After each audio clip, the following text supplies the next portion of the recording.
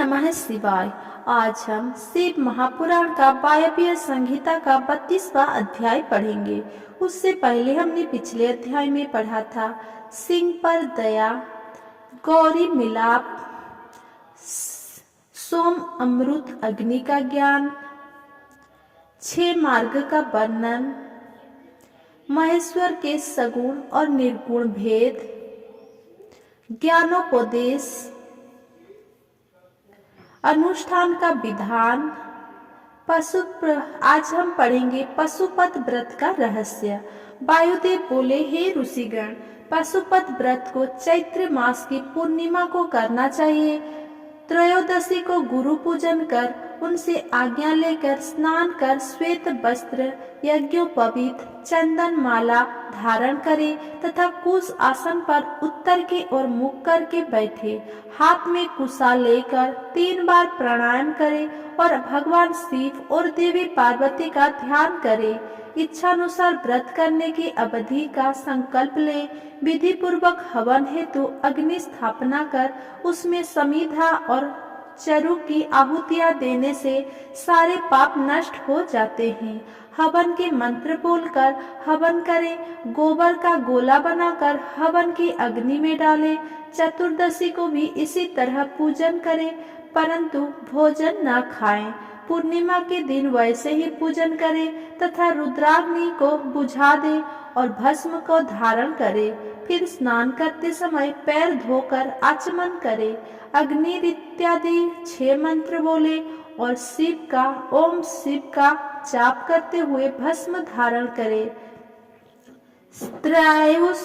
त्रायुष जमदग्नि मंत्र का जाप करते हुए मस्तक पर त्रिपुंड लगाएं। ऐसा करने से मनुष्य पशुत्व से मुक्ति हो जाता है। सोने का अष्टबल का आसन बनाएं। धन ना होने पर कमलासन बनाकर उस पर पंचमुख शिवलिंग की स्थापना करें। आह्वान, आसन, पाद्य, अर्घ्य, आचमन कराकर दूध, दही, शर्करा, जल, मधु आदि पंचामृत से स्नान कराएं। फिर रोली, चंदन, पुष्प, धूप, दीप नैवेद्य चढ़ाएं और कमल एवं बेलपत्र से शिव पूजन करें। तत्पश्चात गणपति, गणेश, स्वामी, कार्तिकेय, ब्रह्मा एवं शिव जी की 8 मूर्तियों का पूजन करें। फिर सभी अस्त्रों सहित अनुचरों, देखपालों, मरीचि एवं ब्रह्मा जी के मानस पुत्रों और गुरुजनों का पूजन करें। दूध और फल ग्रहण करें, भोजन न करें, भूमि पर ही सोएं। आद्रा, नक्षत्रा, पूर्णमासी, अमावास्या, चतुर्दशी एवं अष्टमी को उपवास करें। व्रत के समय अहिंसा व्रत रखें तथा दान करें। तीनों काल में स्नान कर भस्म धारण करें। यदि संभव ना हो तो बैसाख में हीरे, जेठ में मरकत, आषाढ़ में आशोज, गोमेद, मणि और मोतियों का, श्रावण में नीलम का, भादो में प्रदर्शन मणि का, कार्तिक में मूंगे, माघशिर में वैदूर्य मणि, पौष में मुख पुखराज, माघ में सूर्यकांत मणि, फाल्गुन में चंद्रकांत मणि, चैत्र में रत्न और स्वर्ण का लिंग बनवाएं। धन ना होने पर पत्थर या मिट्टी का शिवलिंग भी बनाकर विधि विधान के अनुसार पूजन करने के पश्चात पंचाक्षर मंत्र का जाप कर विसर्जन करें। 33वां अध्याय उपमन्यु की भक्ति। ऋषिगण ने वायुदेव से पूछा, हे वायुदेव, आप हमें भगवान शिव के परम भक्त उपमन्यु की भक्ति के विषय में बताइए। वायुदेव बोले, हे मुनियों, उपमन्यु बचपन से ही परम तपस्वी हुए हैं। उपमन्यु परम तपस्वी व्याघ्रपाद मुनि के पुत्र थे। भगवान शिव की परम भक्ति के कारण ही इन्हें शिव पुत्र कार्तिक एवं गणेश के समान शास्त्रों एवं ज्ञान की प्राप्ति हुई। उपमन्यु अभी छोटे बच्चे थे। उनकी माँ उनके पीने के लिए दूध का प्रबंध भी नहीं कर पाती थी। एक दिन जब उपमन्यु दूध पीने के लिए हठ करने लगे तो माँ ने भुने पिसे अनाज का आटा घोल कर दिया। उपमन्यु ने उसे पीने से मना कर दिया। यह जान चुका था कि उसकी माँ दूध के नाम पर जो दे रही है वो दूध नहीं है। उपमन्यु ने कहा, ये दूध नहीं है माँ, मुझे दूध चाहिए, मैं दूध ही पीऊंगा। अपने पुत्र की बात सुनकर माता की आंखों में आंसू आ गए और वो बोली, पुत्र, शिव भक्ति के बिना किसी भी वस्तु की प्राप्ति नहीं होती। इस संसार में सब कुछ उन्हीं की इच्छा से होता है। भला हम वनों में रहने वाले को दूध कहाँ से मिलेगा? तुम रोना बंद करो, इससे मुझे दुख पहुँचता है। तब अपनी माता के इस प्रकार के वचन को सुनकर वो बालक उपमन्यु बोला, माते, मैं शिव जी को प्रसन्न करके ही दूध प्राप्त करूंगा। तब माता बोली, बेटा, भगवान शिव तो सर्वत्र विद्यमान है, वे ओम नमः शिवाय मंत्र द्वारा प्रसन्न होते हैं। माता ने समझाकर उपमन्यु को शांत कर दिया, परंतु बालक का जिज्ञासु मन में शांत ना हुआ। उसने अपने मन में शिव जी के दर्शन करने का निश्चय कर लिया था। उस रात जब वो अपनी माता के साथ सोया हुआ था, तभी उसकी आंखें खुली और उसे लगा जैसे शिव जी उसे बुला रहे हैं।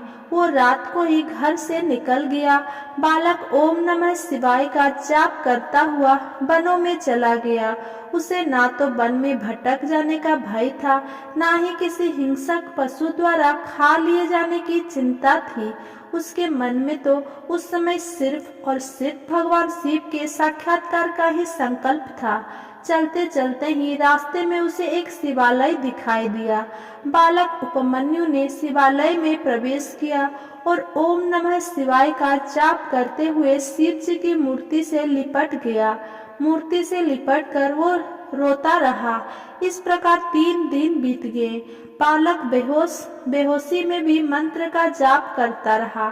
एक पिशाच ने उस बालक को बेहोश देखा तो वो अपनी भूख शांत करने के लिए उसे उठा ले गया, परंतु शिव कृपा से एक सांप ने आकर पिशाच को डस लिया।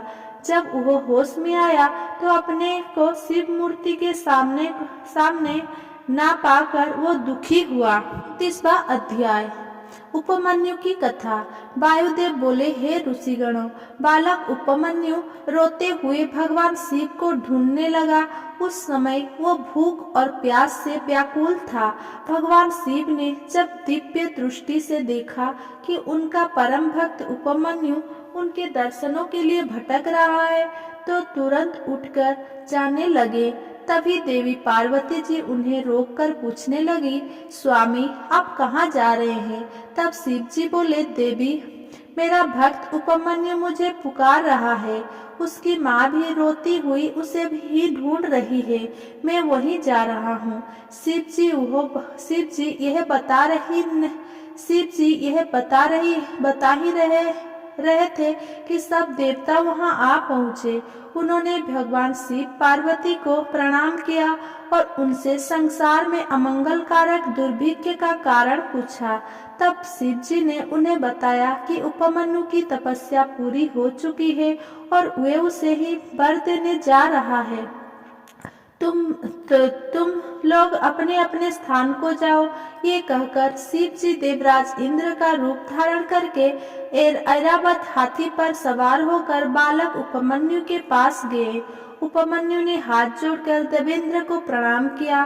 तब इंद्र के रूप में शिव जी बोले, बालक, हम तुम्हारे तप से प्रसन्न हुए, मांगो, क्या मांगना चाहते हो? उपमन्यु बोला, हे देवेंद्र, आप मुझे भगवान शिव में भक्ति और श्रद्धा प्रदान कीजिए। ये सुनकर इंद्र रूपी शिव जानबूझकर अपनी निंदा करने लगे। ये सुनकर बालक उपमन्यु को क्रोध आ गया और उसने उन्हें उसी वक्त वहां से चले जाने के लिए कहा। उपमन्यु की शिव भक्ति से प्रसन्न होकर शिव जी ने उसे साक्षात दर्शन दिए। शिव जी को सामने पाकर उपमन्यु उनके चरणों में गिर पड़ा और उनकी स्तुति करने लगा। तब उसे गोद में लेकर शिव जी बोले, उपमन्यु, मैं तुम्हारी भक्ति से बहुत प्रसन्न हूँ।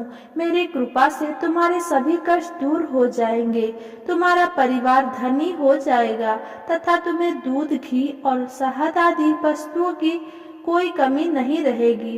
फिर शिव पार्वती ने उपमन्यु को अविनाशी ब्रह्मा विद्या ऋषि रिद्धि सिद्धि प्रदान की और उन्हें पाशुपत व्रत का तत्व ज्ञान दिया और सदा यौवन संपन्न रहने का आशीर्वाद प्रदान किया।